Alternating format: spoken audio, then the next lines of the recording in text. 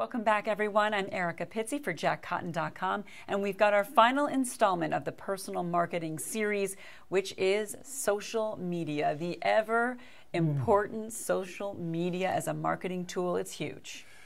Talk about teaching an old dog new tricks. It took me a long time to embrace social media, but now I'm a big fan, and you have to do it. You're talking about Facebook Live, like. But you've got to keep it in context and keep it under control. But I call it the new back seat. And by this I mean, and this is why social media is so important even in the high end, it's the new back seat. Here's what I mean. I have older kids. When they were little, I would have to drive them places. They would sit in the back seat of my car with their friends, and I don't know what it is about kids, but they'd always forget I was there. And I would hear everything that was going on in their lives when they talked in the back seat. Now, when you're driving kids around and they're sitting in the back seat, they're not saying a word. They're texting to each other. So now if you want to check on your kids, you have to go to their Facebook page and see what's going on. And so social media is the new backseat. And that's why people who are wealthy, who are high net worth individuals, they do spend time on social media because they're checking out their family. They're checking out their kids. They're checking out their grandkids. It's amazing. So they are there. So we need to learn about it too. So the important thing is, people think because I'm on social media, I can start selling on the first meeting. You wouldn't do that on a first date necessarily. You just, a lot of the same rules are the same social rules as face-to-face. You know, you ask somebody to marry them on the first date. I mean, maybe in Las Vegas, but in most places you don't. So I love this one. You can't put the shaving cream back in the can. Once it's out, you can't get it back in the can. I don't care what you post on there and how fast you deleted it. Somebody has it somewhere. Right? Of course. It's somewhere, somebody has it. So be very careful with what you post. If you want to be successful in real estate, you really don't need to be forwarding and reposting and whatever you call it, liking every single political crazy thing in the book. Keep it focused on real estate. I see some stuff on social media I'm so tempted to respond to, and I'll just post a video of a snowstorm or something like that. But you could also separate those two, right? You can have sort of a business page, you can have your personal page.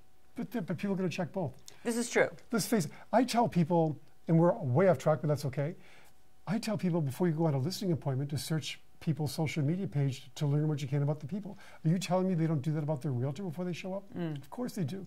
When you're sitting there with, you know, drinks or whatever, it's not. Is that the impression you want to create? So no, you cannot put the shaving cream back in the can. Everything you do on social media should reflect the quality of the service and the product you are selling. It's your brand. It's part of your brand.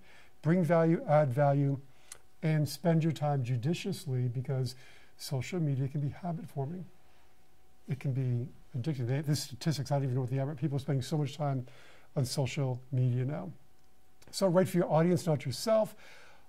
This is huge. I keep forgetting this, but like when I do a seminar now and I hand out my slides, all my social media tags are at the bottom of the slide. They should be in your letterhead. They should be in your email signatures. Absolutely. They should be everywhere.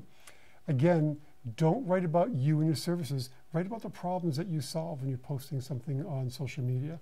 You know, don't talk about what a great salesperson you are. Talk about what a horrific problem you just solved for somebody. It conveys a lot more value and more personable. Talk about your successes, right? Exactly. And how you help someone else as a result of that success, how it benefited someone else.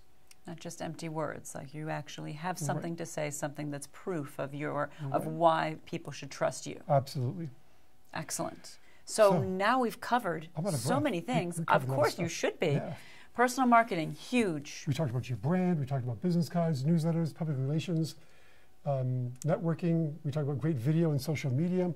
And you know, they all interplay with each other, like you said a few weeks back. It all relates to each other. It's all part of a package of personal promotion. Just like you were saying, whether you're using Facebook Live for video, that translates into your social media, which translates into your networking and your your newsletter and really everything. Exactly. Bring it all back to the brand.